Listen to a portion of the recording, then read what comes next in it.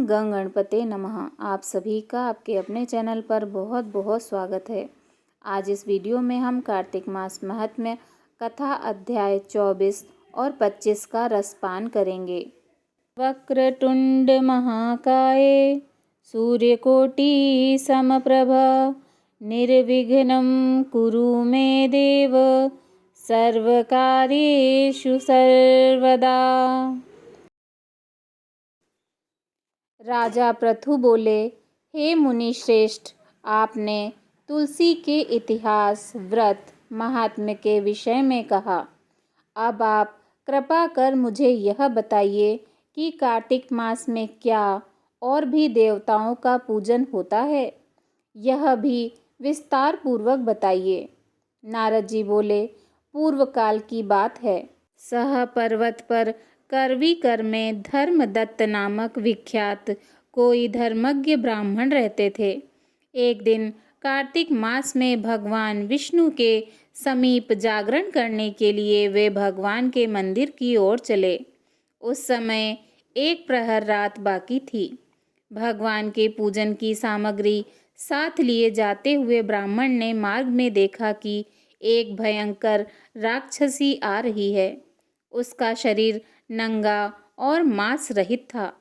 उसके बड़े बड़े दांत, लपलपाती हुई जीभ और लाल नेत्र देखकर ब्राह्मण भय से थर्रा उठे। उनका शरीर कांपने लगा।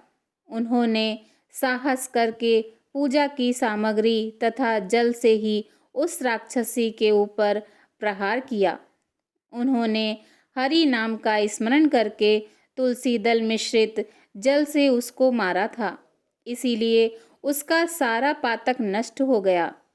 अब उसे अपने पूर्व जन्म के कर्मों के परिणाम स्वरूप प्राप्त हुई दुर्दशा का स्मरण हो आया। उसने ब्राह्मण को दंडवत प्रणाम करके इस प्रकार कहा, ब्राह्मण, मैं पूर्व जन्म के कर्मों के फल से इस दशा को पहुँची हूँ। अब मुझे किस प्रकार उत्तम गति प्राप्त होगी? धर्मदत्त ने उसे इस प्रकार प्रणाम करते देखकर आश्चर्यचकित होते हुए पूछा, किस कर्म के फल से तुम इस दशा को पहुँची हो? कहाँ की रहने वाली हो? तुम्हारा नाम क्या है और आचार व्यवहार कैसा है? ये सारी बातें मुझे बताओ। उस राक्षसी का नाम कलह था। कलह बोली, ब्राह्मण, मेरे पूर्व जन्म की बात है। सौराष्ट्र नगर में भिक्षुक नामक एक ब्राह्मण रहते थे। मैं उनकी पत्नी थी। मेरा नाम कलह था और मैं बड़े क्रूर स्वभाव की स्त्री थी। मैंने वचन से भी कभी अपने पति का भला नहीं किया। उन्हें कभी मीठा भोजन नहीं परोसा। सदा अपने स्वामी को धोखा ही देती रही। मुझे कलह विशेष प्रिय था, इसीलिए मेरे पति का मन मुझसे सदा उद्विग्न रहा करता था। अंतोगत्वा उन्होंने दूसरी स्त्री से विवाह करने का निश्चय कर लिया। तब मैंने विष खाकर अपने प्राण त्याग दिए। फिर यमराज के दूत आए और मुझे बांधकर पीटते हुए यमलोक में ले गए।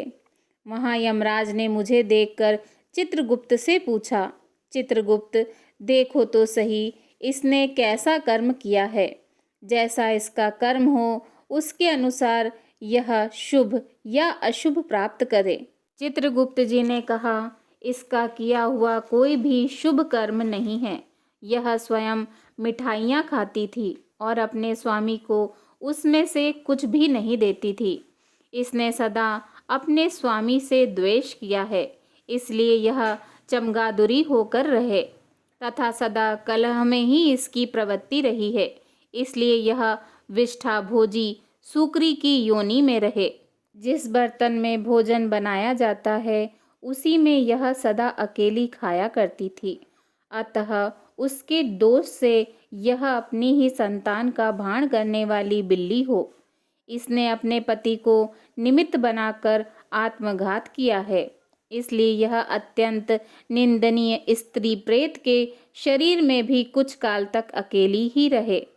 इसे यमदूतों द्वारा निर्जल प्रदेश में भेज देना चाहिए। वहाँ दीर्घ काल तक यह प्रेत के शरीर में निवास करे। उसके बाद यह पापनी शेष 3 योनियों का भी उपभोग करेगी। कलह ने कहा, प्रियवर, मैं वही पापनी कलह हूँ। इस प्रेत शरीर में आए मुझे 500 वर्ष बीत चुके हैं। मैं सदैव भूख प्यास से पीड़ित रहा करती हूँ। एक बनिए के शरीर में प्रवेश करके मैं इस दक्षिण देश में कृष्णा और वेणी के संगम तक आई हूँ। ज्यों ही संगम तट पर पहुंची, त्यों ही भगवान शिव और विष्णु के पार्षदों ने मुझे बलपूर्वक बनिए के शरीर से दूर भगा दिया। तब से मैं भूख का कष्ट सहन करती हुई इधर उधर घूम रही हूँ। इतने में ही आपके ऊपर मेरी दृष्टि पड़ गई। आपके हाथ से तुलसी मिश्रित जल का संसर्ग पाकर मेरे सब पाप नष्ट हो गए हैं। द्विज श्रेष्ठ, अब आप ही कोई उपाय कीजिए। बताइए, मेरे इस शरीर से और भविष्य में होने वाली भयंकर 3 योनियों से किस प्रकार मुक्त होंगी। कलह का यह वचन सुनकर धर्मदत्त उसके पिछले कर्मों और वर्तमान अवस्था को देखकर बहुत दुखी हुआ। फिर उसने बहुत सोच विचार करने के बाद कहा, धर्मदत्त जी के कथन की कथा का वर्णन 25वें अध्याय में किया गया है। कार्तिक मास महात्म्य कथा अध्याय 24 समाप्त। बोलिए भगवान श्री हरि विष्णु जी की जय। ओम नमो भगवते वासुदेवाय नमः। कार्तिक मास महात्म्य कथा अध्याय 25। सुना प्रश्न ऋषियों का और बोले सूत जी ज्ञानी। 25वें अध्याय में सुनो श्री हरि की वाणी। धर्मदत्त जी का कथन 24वीं कथा का आगे वर्णन सुनिए। तीर्थ में दान और व्रत आदि सत्कर्म करने से मनुष्य के पाप नष्ट हो जाते हैं, परंतु तू तो प्रेत के शरीर में है, अतः उन कर्मों को करने की अधिकारिणी नहीं है। इसलिए मैंने जन्म से लेकर अब तक जो कार्तिक का व्रत किया है, उसके पुण्य का आधा भाग मैं तुझे देता हूँ। तू उसी से सद्गति को प्राप्त हो जा। इस प्रकार कहकर धर्मदत्त ने द्वादक्षर मंत्र का श्रवण कराते हुए तुलसी मिश्रित जल से जो ही उसका अभिषेक किया, त्यों ही वह प्रेत योनि से मुक्त हो प्रज्वलित अग्निशिखा के समान तेजस्विनी एवं दिव्य रूप धारणी देवी हो गई और सौंदर्य में लक्ष्मी जी की समानता करने लगी। तदंतर उसने भूमि पर दंड की भांति गिरकर ब्राह्मण देवता को प्रणाम किया और हर्षित होकर गदगद वाणी में कहा, हे द्विजश्रेष्ठ, आपके प्रसाद से आज मैं इस नरक से छुटकारा पा गई। मैं तो पाप के समुद्र में डूब रही थी और आप मेरे लिए नौका के समान हो गए। वह इस प्रकार ब्राह्मण से कह ही रही थी कि आकाश से एक दिव्य विमान उतरता दिखाई दिया।